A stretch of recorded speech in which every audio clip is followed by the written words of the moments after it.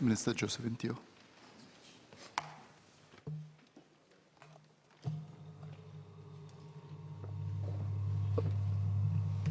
Mr. Chairman, I will be sharing what more MOM is doing to help Singaporeans have better jobs, better employment outcomes, better protection, and better retirement adequacy.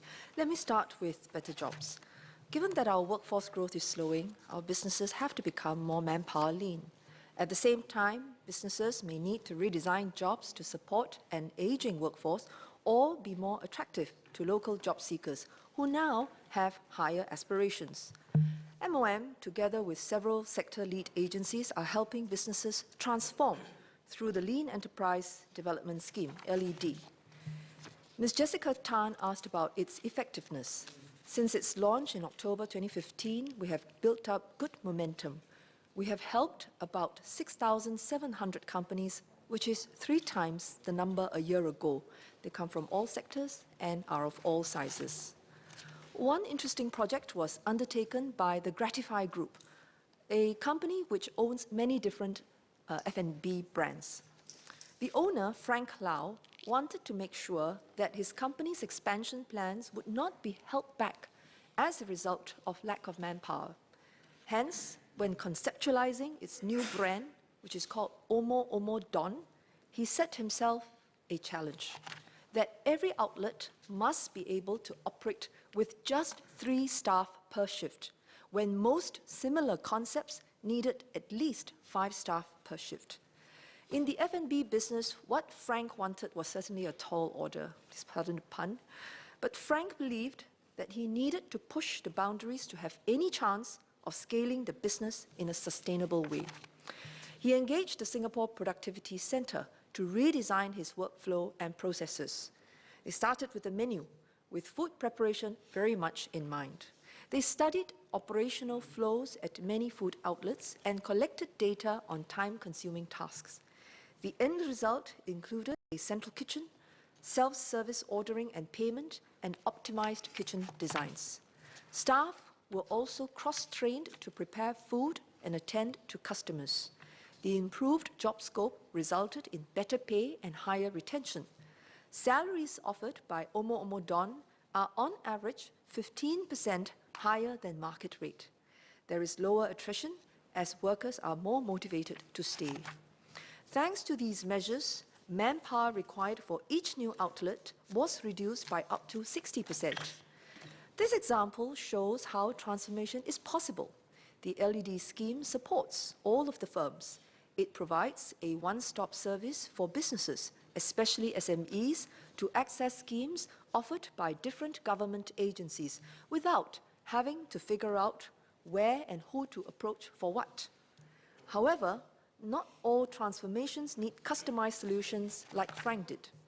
Many businesses will benefit just adopting ready-to-go productivity solutions. For example, the Smart Management and Tracking System, or SMTS. Using RFID technology to manage, track, and audit assets to reduce taking time, the companies can enjoy much productivity improvement. It is useful for nearly all businesses in manufacturing and retail. There are now more than 40 ready-to-go solutions pre-approved by government agencies such as Spring Singapore, A-Star, and IMDA. These ready-to-go solutions have been tried and tested, so there is no need for businesses to worry about ineffective solutions or fly-by-night vendors. Through the LED scheme, we aim to make technology and innovation pervasive, not only at the enterprise level, but also at the industry level, and not just in 1 or 2 sectors, but across all 23 ITM sectors. For instance, under the Lean Hotel Initiative, 16 hotels came together to collectively identify gaps and design industry solutions.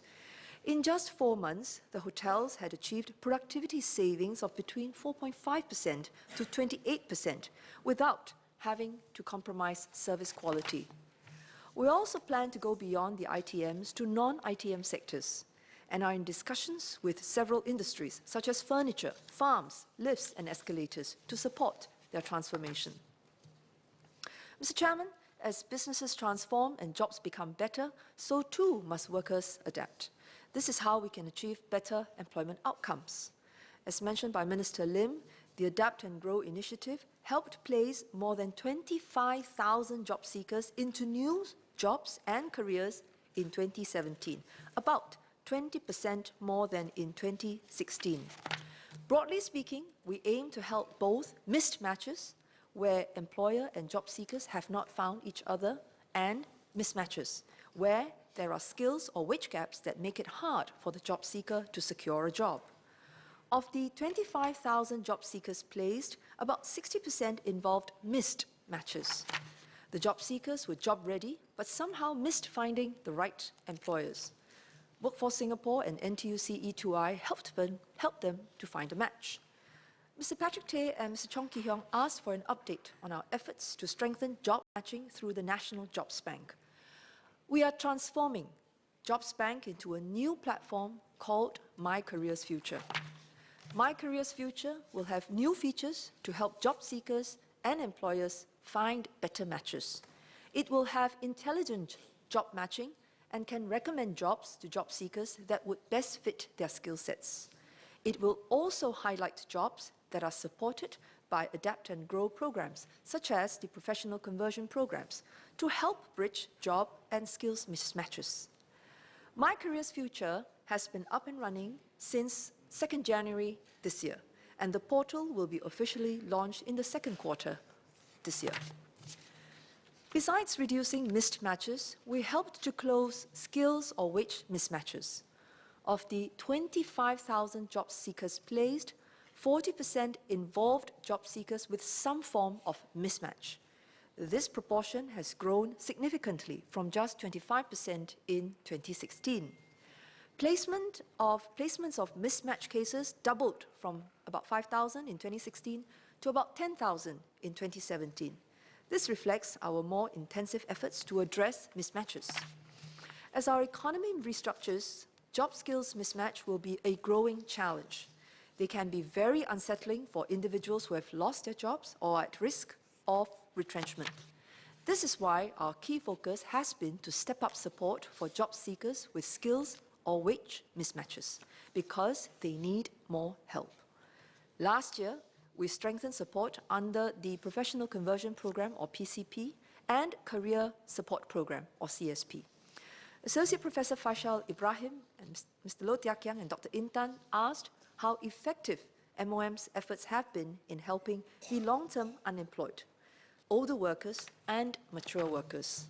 If members recall, the CSP provides a wage subsidy that helps to close the gap between what PMET job seekers expect and what employers are prepared to offer. With the enhanced wage support under CSP, placements have quadrupled from about 260 in 2016 to over 1,100 in 2017. Among the CSP placements, more than 80% were long-term unemployed. The retention rate of those placed has been encouraging. Within 12 months of placement, about 70% of those placed in 2015 and 2016 have remained in employment. Besides CSP, we also raised the salary support caps of PCPs. PCP placements in 2017 were almost 3 times that in 2016.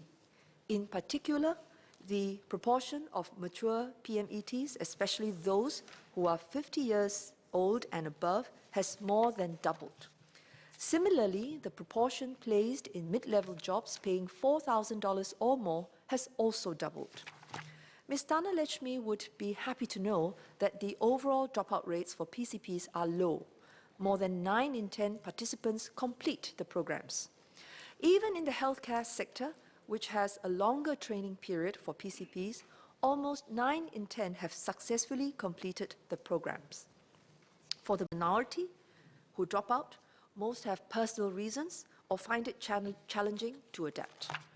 We have worked with the Ministry of Health to reduce the duration of some PCPs, such as nursing, without compromising the quality of training. More importantly, we need to strike a balance between stringent criteria and processes to screen individuals and giving job seekers sufficient opportunities to start new careers. One person who has started a new career is Mr. Soon Si Chai. He's 44 years old. After graduating with a degree in electronic and electrical engineering from Loughborough University, Si Chai spent the early part of his career working as an engineer. More than 10 years ago, he made a career switch to join the banking sector, where he had a fruitful career, leading back office teams in different banks. However, he always had a lifelong dream to set up his own business. In 2014, he took the plunge, but in less than 2 years, the venture failed, and he became unemployed for more than a year. It was a challenging and stressful period, as he had just had a newborn.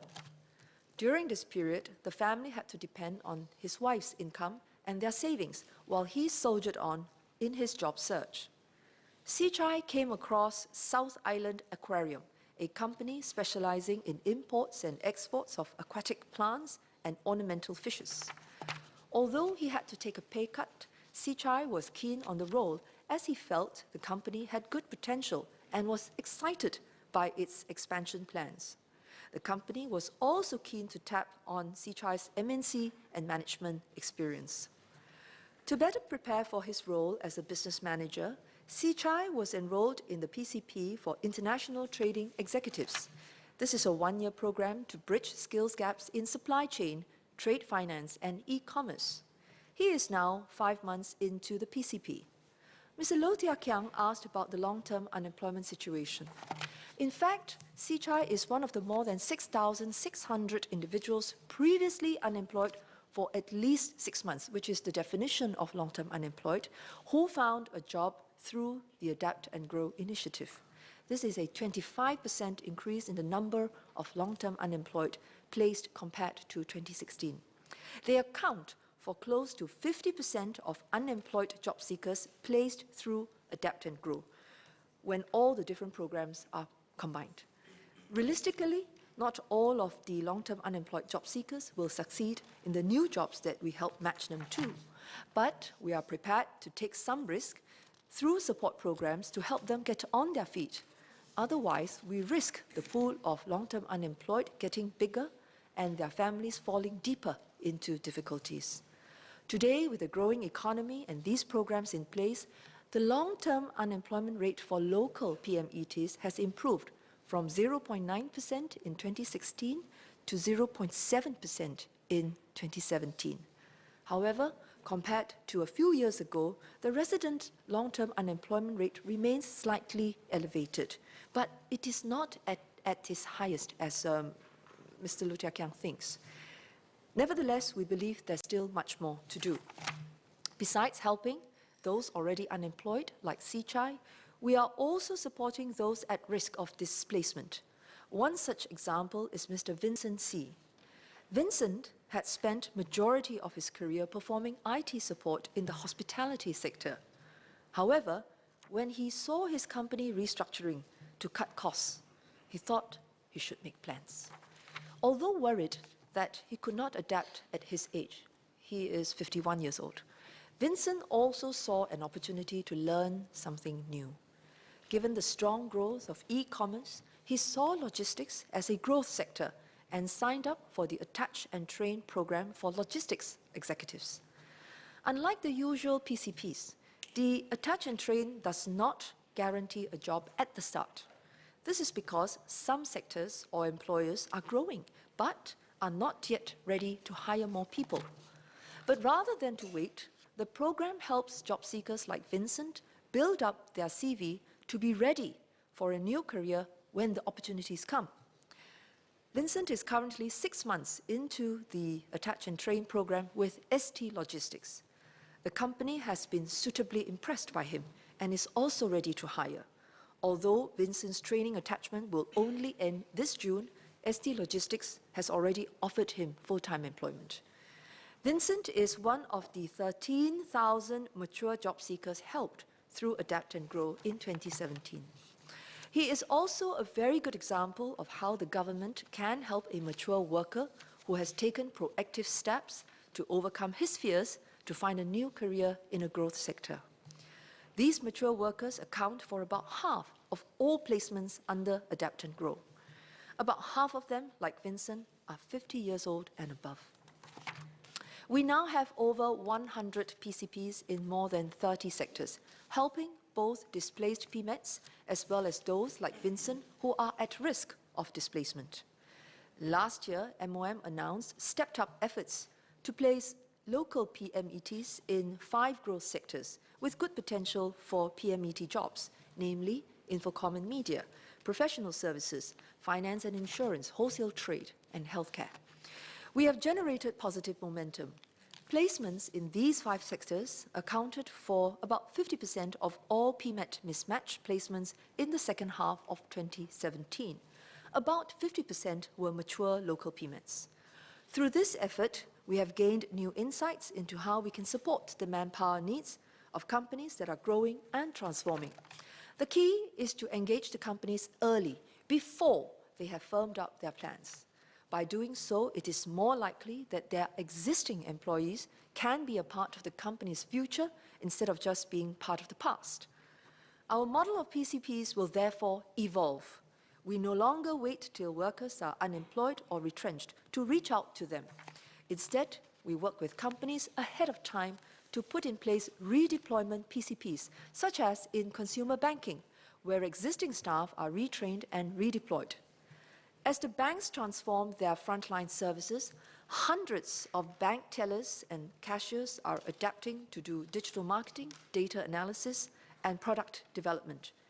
These staff can avoid painful retrenchment and at the same time help their employers meet their new manpower needs. In 2018, we expect more placements to come from such redeployment PCPs. Our Adapt and Grow efforts are not only targeted at PMETs. A sizable proportion, about 40%, placed under Adapt and Grow are rank-and-file workers. Similar to PCPs for PMETs, we also have place and trained programs for rank-and-file workers to reskill to take on new roles. More than 2,000 workers were placed under such programs in 2017, representing a more than 50% increase from 2016. We have also piloted the work trial scheme in 2016. This scheme is targeted at job seekers who are job-ready but are not sure about the specific jobs. It could also be that the job seeker and prospective employers are unsure about each other. Through work trial, they have up to 3 months to assess each other, with government bearing the cost. In 2017, the number of job seekers placed through work trial has increased 5 times, from about 100 to 500. One of them is Mr. Muhammad Safari.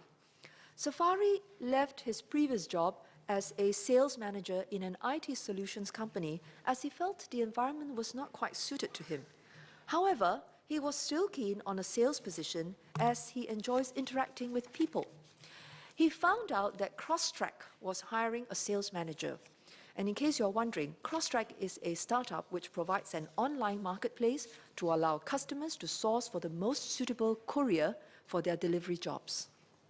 Unlike his previous sales jobs, which were focused on direct sales, Crosstrack's requirement of a sales manager includes operations management and liaising with delivery drivers. Safari was therefore apprehensive. He thought to himself, could he cope with the additional workload? And does a tech startup offer sufficient job security? Therefore, he decided to sign up for work trial before committing on a permanent basis. Through the work trial, Safari had the opportunity to try out a new job in an unfamiliar environment, a startup. Not only did he enjoy the dynamic nature of a startup, he also picked up new IT skills. Crosstrack saw that he had the right aptitude and attitude and employed him on a permanent basis when the work trial ended. So far, the Adapt and Grow initiative has been able to provide the appropriate interventions for job seekers at different stages, as highlighted by Mr. Patrick Teo.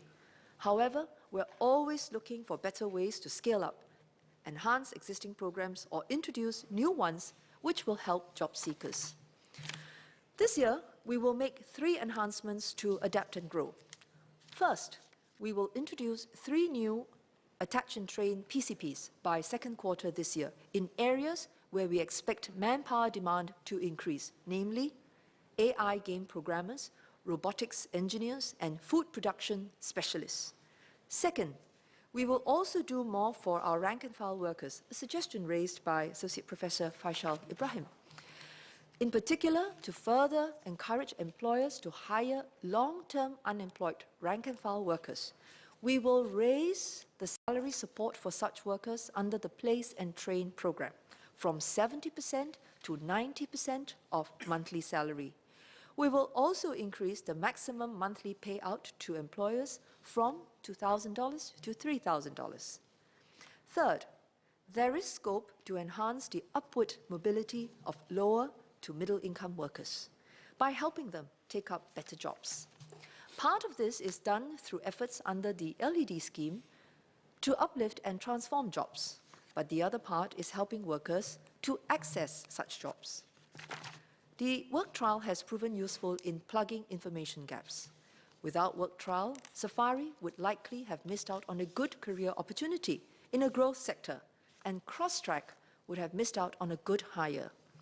Mr. Desmond Chu will be glad that we will expand the current scope of work trial to provide workers with more opportunities to try out better jobs, specifically better paying jobs, and help companies which need more manpower to assess job seekers. This was a point also raised by Mr. Chong Ki-hyung. We will call the enhanced program Career Trial. Under the Career Trial program, we will double the maximum training allowance from $1,200 per month to $2,400 per month. Further, the salary support to employers and the additional retention incentive will be available for all job seekers who are unemployed for 6 months or more, instead of only for those unemployed for 12 months or more previously. We will also increase the maximum salary support to employers from $3,600 to $5,400 per job seeker over a 6-month period. Mr. Chairman, the Adapt and Grow initiative is a viable way to help Singaporeans have better employment outcomes even as our economy restructures. We will continue to improve on the scheme designs and intensify our outreach to enable more Singaporeans to be matched to good jobs and careers. Mr. Speaker, Mr. Chairman, if you will allow, I would like to wrap up this section in Mandarin.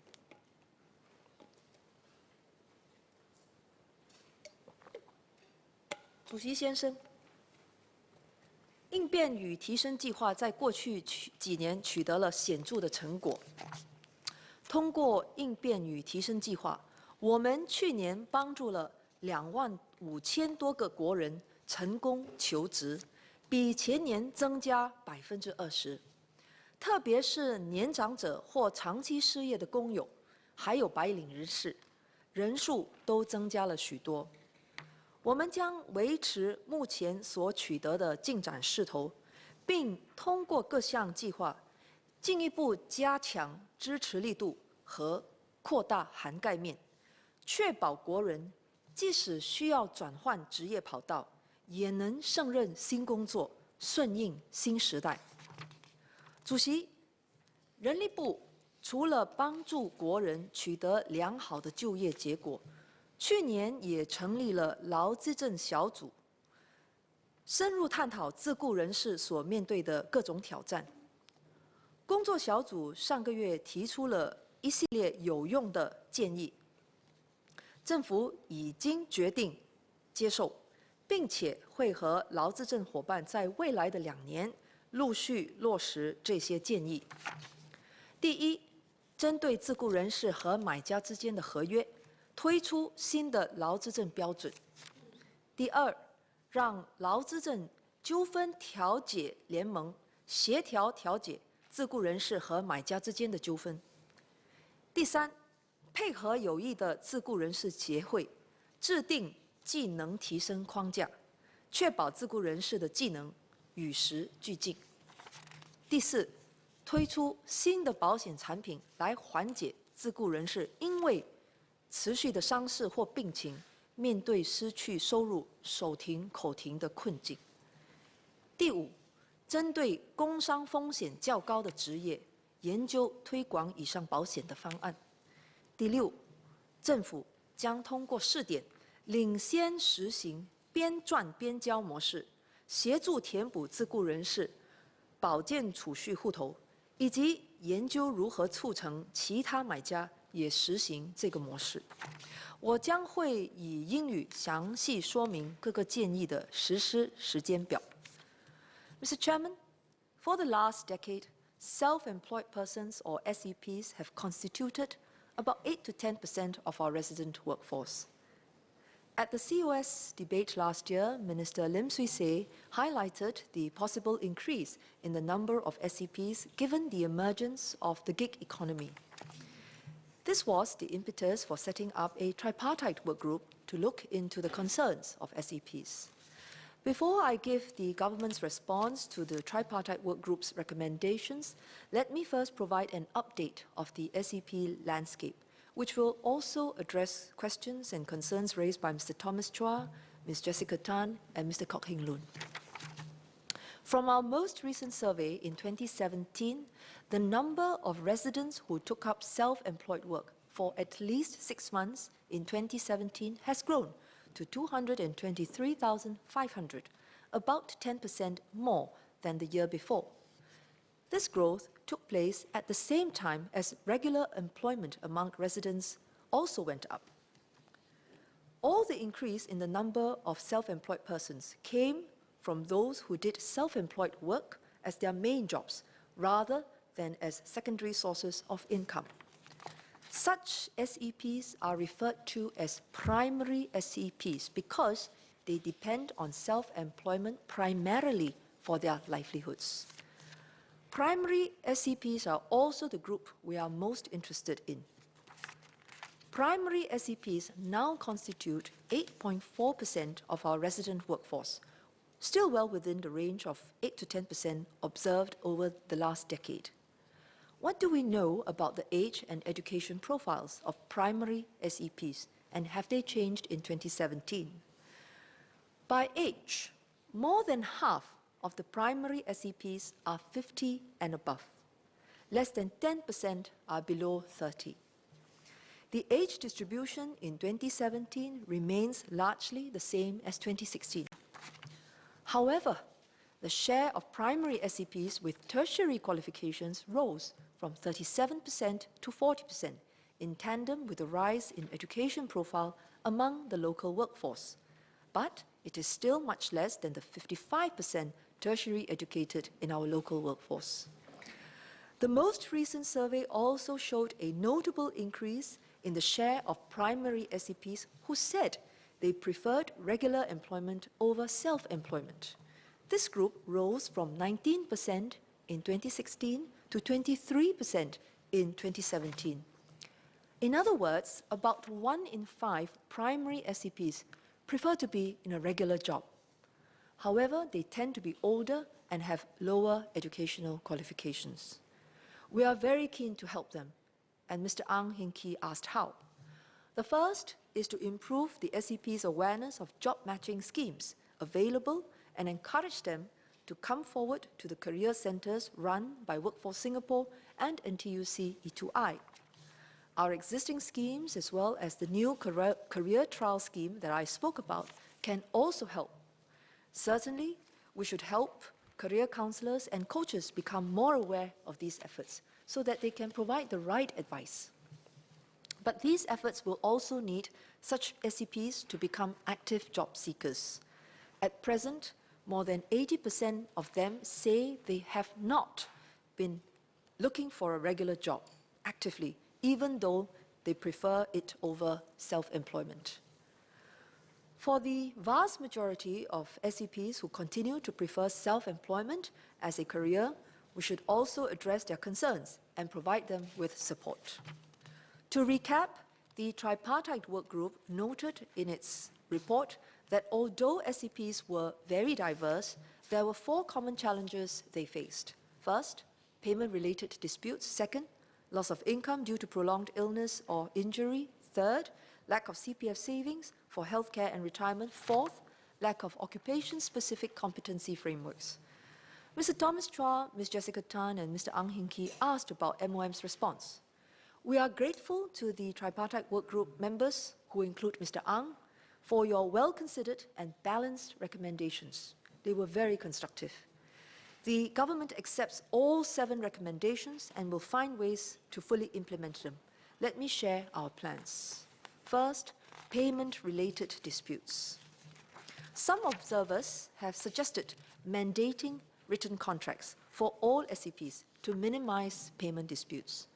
The tripartite work group considered this, but finds it impractical.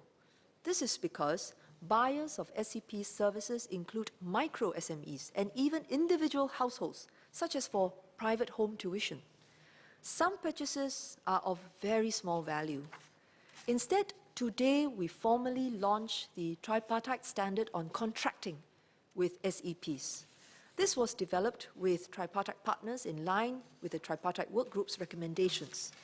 It is an agreed benchmark which SEPs should encourage buyers to adopt. SEPs will be able to identify and contract with progressive service buyers who adopt the standard. Buyers who adopt the standard need to discuss and agree clearly with the SEPs terms of engagement, such as the range of services to be delivered, project timelines and milestones, payment schedules. These will have to be set out in writing. The standard is a good start to make clear the working arrangements between businesses and SEPs. Over time, the standard will help shape contracting norms and entrench best practices. But even with written agreements, disputes could potentially still arise. For SEPs with sector agencies, we encourage them to continue to approach their sector agencies. These sector agencies would be in a better position to help resolve disputes. For instance, the Land Transport Authority, LTA, facilitates mediation of disputes between taxi operators and taxi drivers. LTA is best suited for this role because apart from being familiar with issues in the industry, it has convening power as the regulator of both taxi operators and taxi drivers. For other SEPs, from September last year, TADM, the Tripartite Alliance for Dispute Management, started piloting voluntary mediation when they have payment disputes with businesses. With immediate effect, TADM will extend voluntary mediation services to all SEPs who have payment disputes with businesses. Additionally, the Tripartite Work Group recommended that a prolonged medical leave insurance product be developed to mitigate the SEP's loss of income during prolonged injury or illness. Today, some SEPs buy additional riders on top of their private insurance plans to provide for this. However, there is a lack of an affordable standalone prolonged medical leave insurance product today. This means that SEPs have no alternative if they do not wish to buy the main insurance product. It is only available as a rider. Observers and SEPs have also asked if service buyers should be made to pay insurance for SEPs, just as businesses buy work injury insurance for their employees. However, unlike a regular employee, most SEPs contract with multiple service buyers. It will not be possible to determine precisely how much coverage each service buyer should provide for the SEP. We will therefore take a practical approach of making the insurance product available for SEPs to purchase for their own protection. I am encouraged that NTUC Income is keen to develop a prolonged medical leave insurance product that will fulfill the Tripartite Work Group's recommendations. Other insurance companies may also step forward to offer such insurance. Let me now address the question of whether all SEPs should be compelled to have this type of insurance. SEPs are a diverse group. They can be found in numerous occupations, many of which have low risk of injury, such as real estate agents. SEPs themselves have varying health conditions. We therefore agree with the Tripartite Work Group that the purchase of prolonged medical leave insurance should largely be kept voluntary. That said, we want to encourage widespread adoption of insurance by SEPs in some higher risk occupations, as they are most in need of such protection. Making insurance coverage the norm for SEPs in these occupations would make clear to the buyers of their services that the insurance costs would be priced into their fees. This is only fair. As a start, we have identified 2 occupational groups to promote prolonged medical leave insurance coverage. The first group is sports coaches and instructors. Collectively, MOE schools are major buyers of their services. MOE has agreed in principle to help shape a new norm by contracting only with self-employed coaches and instructors who have such prolonged medical leave insurance coverage. SEP coaches and instructors may then price the cost of prolonged medical leave insurance coverage into their bids for MOE's work or projects. Another occupational group which will benefit from prolonged medical leave insurance are taxi and private hire car drivers. The individual buyers of their services are really the commuters, and there are many. But there are significant intermediaries, like the taxi operators and matching platforms like Grab and Uber. MOM and LTA will study how to ensure that active taxi and private hire car drivers also have prolonged medical leave insurance coverage, together with these intermediaries. The National Taxi Association, the National Private Hire Vehicles Association. Together, sport coaches, taxi and private hire car drivers comprise about 30% of all SEPs. In consultation with relevant stakeholders, MOM will also work closely with MOE and LTA on the way forward to promote prolonged medical leave insurance coverage as a norm, starting with these 2 occupational groups. The aim is to have a viable plan and for a prolonged medical leave insurance product to be available in 2019. The government also accepts the tripartite work group's recommendation to help SEPs save more regularly for their healthcare and retirement needs through a contribute-as-you-earn model. CPF is the cornerstone of our social security system. CPF schemes are not limited to regular employees.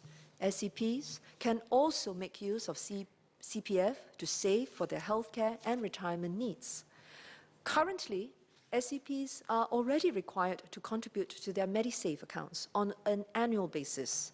They can additionally make voluntary CPF contributions to build up their retirement savings. Even though MediSave contributions are mandatory today, about 1 in 4 SEPs have not been keeping up with their MediSave contributions. The question is why? Well, this is because SEPs are given up to 12 months from the time income is assessed to make their MediSave contributions. A key challenge is that they may not set aside enough cash on a regular basis. So when the time comes to make that lump sum contribution to their MediSave accounts, they find it difficult to do so. Without sufficient MediSave contributions, these SEPs may not be able to pay for out-of-pocket healthcare expenses or keep up with their MediShield Life premiums. They will face a longer-term risk of not being able to pay for their healthcare in old age. So we are very concerned about them. It will be easier for them to make smaller but more regular contributions as they receive the earnings. And so this is why the government agrees to study how to implement the tripartite work group's recommendation for a contribute-as-you-earn model for SEP's MediSave contributions. This means that a MediSave contribution is required as and when a service fee is earned, similar to employees today who pay CPF when they receive their monthly salaries. The service buyer or intermediary who contracts with the SEP will deduct and transmit the MediSave contribution to the SEP's MediSave account whenever they pay the SEP. There is no change to the SEP's obligation to make the MediSave contribution, and for the time being, neither will we require SEPs to contribute to their special account to build up their retirement savings. While this is an important issue, this matter should be reviewed only after we have effectively addressed the problem of SEPs defaulting on their MediSave contributions. Mr. Chen Shou Mao offered several suggestions to nudge SEPs to make voluntary contributions beyond MediSave. We thank him for his suggestions and will study their feasibility. Realistically, contribute as you earn can only work for SEPs who contract with corporate service buyers or get work through certain intermediaries, significant intermediaries. The individual hirer of a private home tutor, for example, will not be in a position to help the SEP make his MediSave contribution. Intermediaries who work with SEPs, such as Grab and Caregiver Asia, have indicated their support for Contribute as you earn. But Contribute as you earn will not be straightforward to roll out. We will have to work through implementation issues, such as the correct amount of MediSave contributions to deduct in each transaction. The government, as a service buyer, will take the lead to implement Contribute as you earn.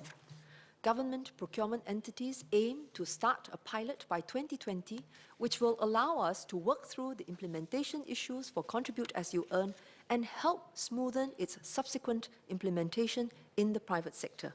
We will provide more details when ready. In the meantime, we welcome companies to continue their voluntary MediSave contributions for their SEPs.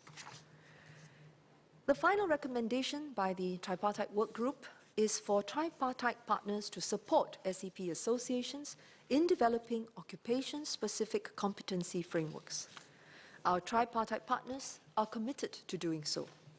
To date, 15 of the 23 priority sectors have launched skills frameworks that support the sector's industry transformation. These skills frameworks provide key information on sector, career pathway, occupation and job roles, and the skills required for these occupations and job roles. They also list the training programs that individuals or employers can tap. The information in these skills frameworks will be relevant to both employees as well as SEPs in those sectors. The Freelancers and Self-Employed Unit in the Labour Movement, UFSE, is also working with many groups, such as the sport coaches, to develop a training and accreditation scheme. There are SEP associations that have proactively helped their SEPs to learn new skills. For example, the National Taxi Association, under the leadership of Mr. Ang Hin Kee, saw that foundational digital skills, as well as familiarity with digital applications such as parking.sg and mobile payment apps, would benefit its members in their day-to-day work. They also knew the course schedule had to cater to taxi drivers' unique work schedules. National Transport Association worked closely with one of the Skills Future Singapore's appointed training providers and SSG to customize the Skills Future for Digital Workplace program for NTA members. SSG also provides course fee subsidies for the program to keep the cost affordable for the drivers. If I understand correctly, they paid about $50 for each course. SEP Association can strengthen support to help their members make their SEP careers more sustainable. The government and the tripartite partners are keen to work with more SEP associations on this front. Mr. Chairman, let me summarize the government's response to the Tripartite Work Group's 7 recommendations. 3 recommendations are being implemented from today or have been ongoing. They are the Tripartite Standard on Contracting with SEPs, which we just launched, the extension of voluntary mediation services by the Tripartite Alliance for Dispute Management to cover SEPs, the support of the tripartite partners for SEP associations to develop occupation-specific competency framework so that SEPs can remain relevant. Another 3 recommendations will be implemented in 2019 or 2020. They are to make available a prolonged medical leave insurance product, to promote prolonged medical leave insurance coverage as a norm, starting with 2 occupational groups, sports coaches and instructors, as well as taxi and private hire car drivers, and to start a pilot program where government as a service buyer will implement Contribute as you earn for the MediSave obligations for its self-employed contractors. The recommendations to introduce Contribute as you earn for other service buyers will require further study. The government will focus on selected occupations where there are significant intermediaries or where there are large corporate service buyers we can work with. We are confident that the tripartite work group recommendations will help address the main common challenges that SEPs face, and we will continue to monitor the SEP landscape to stay on top of the changing trends.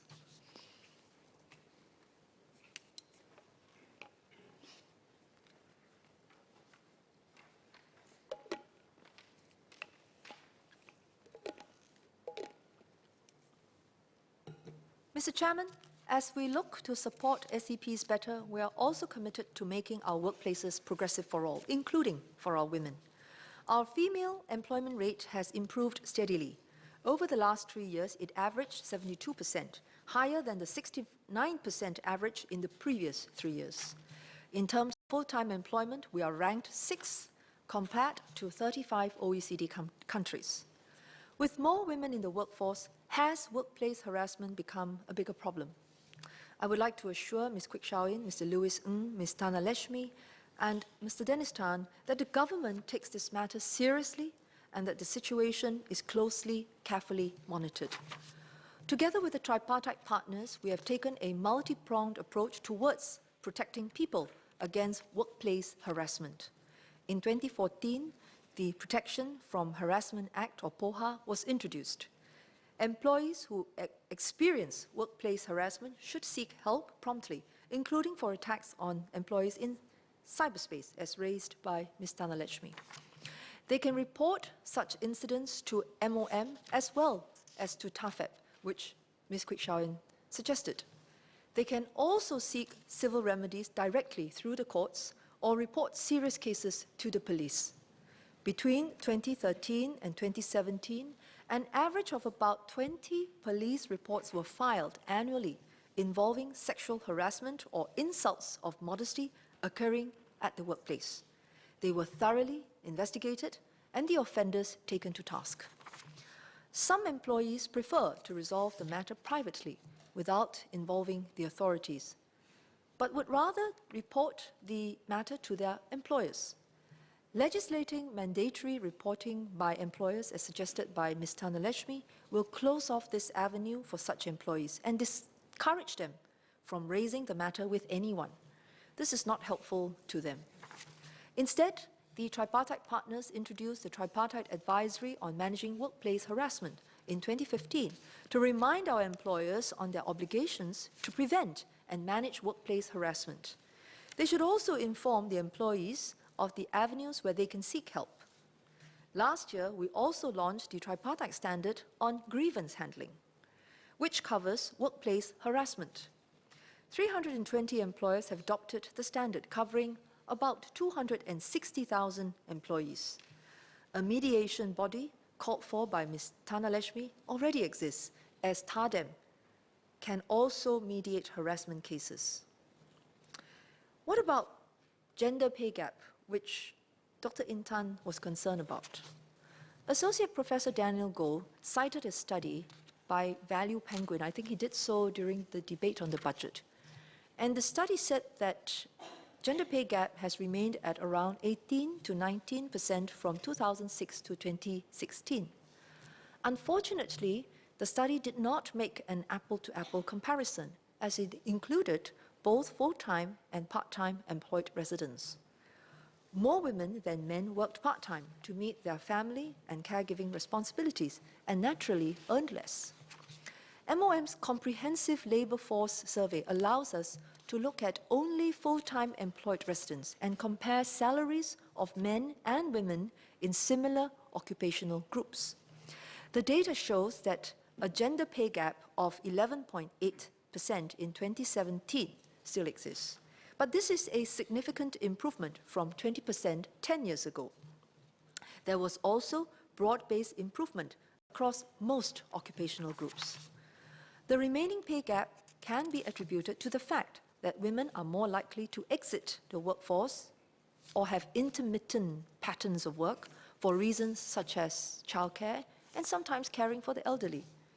If and when they return to the workforce, as a result, they also have to catch up with their male counterparts. The same reason probably explains why more men than women achieve retirement adequacy.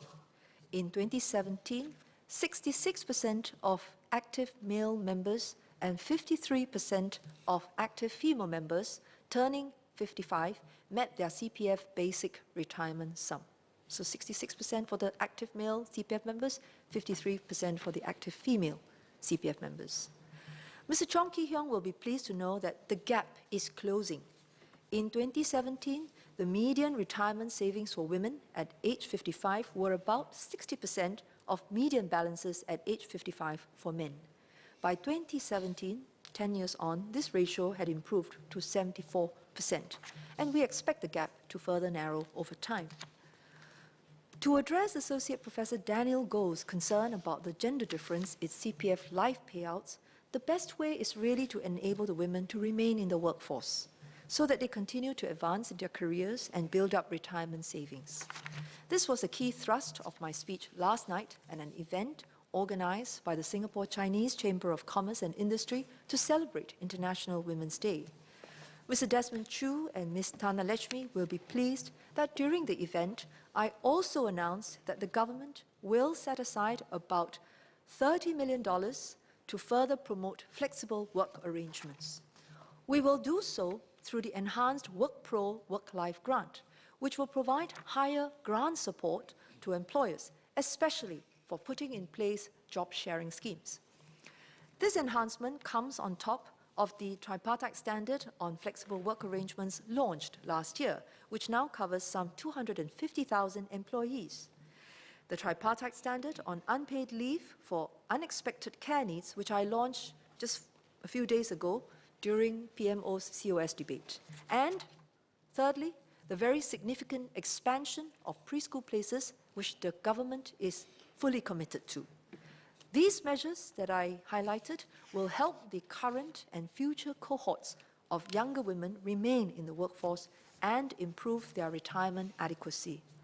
For the older cohorts of women who still did not manage to save enough for retirement, we have introduced a number of measures to help.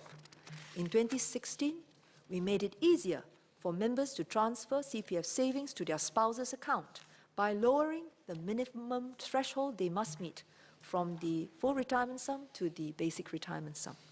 From October 2018, we will also make it easier for children to transfer CPF savings to their parents and grandparents. I will say more about this later. Mr. Chairman, overall, with our tripartite efforts, we have made progress in helping Singapore women to better manage their family responsibilities and work aspirations. There is certainly more to be done, and we will continue to strengthen our efforts. Mr. Chairman, beyond helping our workers gain access to good jobs and have good employment outcomes, we also want to help them have better retirement adequacy for better peace of mind in old age. Our CPF system serves Singaporeans well in supporting our three basic needs, namely housing, healthcare, and retirement. Today, 6 in 10 active CPF members turning age 55 have at least the basic retirement sum in their retirement accounts. By 2020, we expect this proportion to increase to 70% and even more over time. To help CPF members save more for their retirement, we stepped up efforts to encourage members to top up their own or their loved ones' CPF accounts. In 2017, over 61,000 members received about $1 billion in cash top-ups to their special or retirement accounts. In addition, over 35,000 members received about $1 billion in CPF transfers. 40% of these members who received cash top-ups, CPF transfers, or both, had less than the basic retirement sum. In other words, these top-ups and transfer were very useful to them. We have also enhanced the Workfare Income Supplement and introduced Silver Support to provide additional retirement support to lower-income Singaporeans. Today, about 152,000 seniors qualify for Silver Support. They constitute about 30% of the population of seniors aged 65 and above. And I'm pleased to share with members that about 2/3 of the Silver Support recipients are women. And I think this shows very clearly that we are not averse to helping those who need more help. And that, of course, includes women, especially those of a previous generation who didn't have as much of a runway to build up their retirement savings. Associate Professor Daniel Goh asked if the payouts can be the same regardless of flat types. Although all silver support recipients are already means tested, the degree of family support they enjoy is not the same, and the purpose of silver support is to top up and to help those who perhaps do not have as strong family support, and also because they accumulated too little during their productive years. So housing type is not a perfect proxy for family support, but it is an uncomplicated indicator. Singaporeans with exceptional circumstances can appeal to be eligible for silver support or to receive higher payouts. The appeals will be seriously considered. Since the scheme started in July 2016, about 10,000 appeals have been received. About half were approved because of the appellant's changed circumstances. This is why it is also not so meaningful to look only at those who drop out from silver support, because there are also those who qualify, those who did not qualify in the past, but then subsequently qualify. So there are people who used to get it, but no longer get it because the assessment is updated regularly and they no longer meet the eligibility criteria. But there are also people who did not meet the criteria in the past, but then subsequently were able to. The important thing is that about 30% of seniors above the age of 65 continue to receive silver support. Mr. Leon Pereira asked about giving CPF members flexibility with their mandatory CPF contributions. I understand his point of view, but I should emphasize that the primary purpose of CPF is to save for our retirement. Today, while the CPF system is enabling more Singaporeans to have adequate savings in retirement, there are still groups that we want to help build up retirement adequacy. For example, as pointed out by members like Dr. Intan and Mr. Zainal Sapari, low-wage workers and older workers continue to need help. Besides the schemes that I described earlier, we have also tightened rules on CPF withdrawals for everyone, precisely to ensure that retirement savings continue to be steadily built up and are not depleted. For those who have built up substantial CPF savings, we're helping them grow those savings in better ways, which I will talk about later. It will therefore be incongruent with our current focus to start loosening up, whether in terms of the rules on withdrawals or contributions. Let us stay focused on the task at hand, safeguard and grow our CPF savings so that all Singaporeans can have better peace of mind in retirement for as long as they live. Mr. Chairman, Mr. Zainal Sapari expressed concerns that some CPF members who invest through the CPF investment scheme, or CPF-IS, might not fully understand the risk and the costs involved. And so their painstakingly built up retirement savings may be lost. Currently, there are two ways for members to grow their CPF savings. For those who have no appetite for risk, they can earn risk-free interest on their CPF savings. Those who have an appetite for risk may choose to invest their monies through CPF-IS. However, a member who is willing to take risks may not have the knowledge to invest.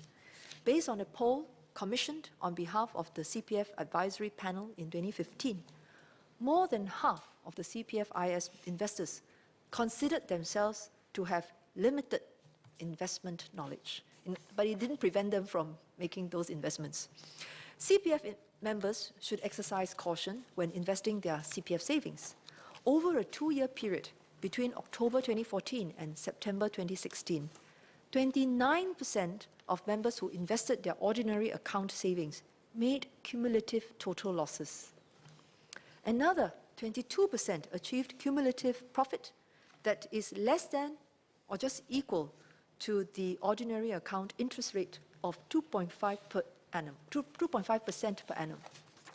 In other words, slightly more than half of the members with a CPF-IS OA account did not do better through their own investments than if they simply left their CPF balances alone to earn a risk-free interest rate. We have been studying the feasibility of a third option for this group of members, and the scheme is called a Lifetime Retirement Investment Scheme. This LRIS is targeted at CPF members who have an appetite for risk, but neither the knowledge nor the time to invest. We are aiming for something low cost. We want to take advantage of the longer time horizon available to CPF members to earn better upside investment gains. Yet, the product should also provide some assurance against downside risk. Members can well imagine that such a scheme is not easy to design and will require further study. In the meantime, we will make 3 enhancements to better cater CPFIS to members with an appetite for risk and have both the knowledge and time to invest. First, we will introduce a self-awareness questionnaire that will be available to all CPF members. This questionnaire will provide feedback to the member on his level of basic financial knowledge and remind him of the different options available to him to grow his CPF savings, such as CPF interest rates or the upcoming LRIS. But regardless of the feedback, members can still decide whether or not to invest through the CPFIS. The questionnaire will be part of the process of opening a CPFIS account from 1st October this year. Members who already have a CPFIS account are not required to take the questionnaire, but are strongly encouraged to do so. The second enhancement is to disallow sales charges for products that are offered under the CPFIS. Currently, financial advisors can receive a sales charge of up to 3% of the transacted amount when members use their CPF to purchase unit trusts and investment-linked insurance policies. This sales charge has an unintended consequence that is detrimental to CPF members' interest. It encourages financial advisors to sell products to earn more commissions, which causes the members to churn their investments, buy, sell, each time there is a sales charge. Our target group of CPFIS members will generally not need to rely heavily on financial advisors to decide which investment products to purchase. They can already directly buy unit trusts on online platforms such as Fund Supermart, Navigator, and Poems for 0 sales charge. Therefore, the sales charge adds another layer of cost that reduces the members' investment returns. By removing the sales charge, financial advisors no longer have an incentive to push products.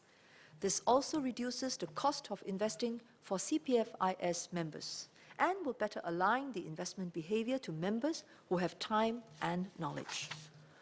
The third enhancement is to reduce the maximum wrap fees charged for CPFIS investments, such that wrap fees cover only the cost to maintain wrap accounts. For members' information, currently, some CPF members set up a wrap account on investment platforms. Financial advisors can charge an annual wrap fee of up to 1% of the amount of funds that they manage in the wrap accounts. The wrap fees covers advisory services and the cost to maintain the wrap account. We are not opposed to wrap accounts as they are generally considered to bring convenience to investors. Again, the targeted members for CPFIS are not expected to rely on advisory services that are usually included in the wrap fees. We will therefore lower the cap on annual wrap fees to 0.4% of the total amount managed. This is similar to the fees charged by online investment platforms in the cash market.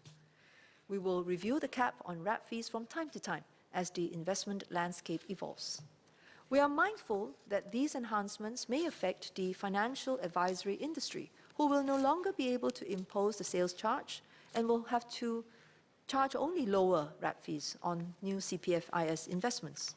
However, we do not expect this impact to be too substantial. Currently, the Life Insurance Association estimates that about 15% of premiums from the new insurance business came from CPFIS products, while the remaining 85% of premiums came from the cash market.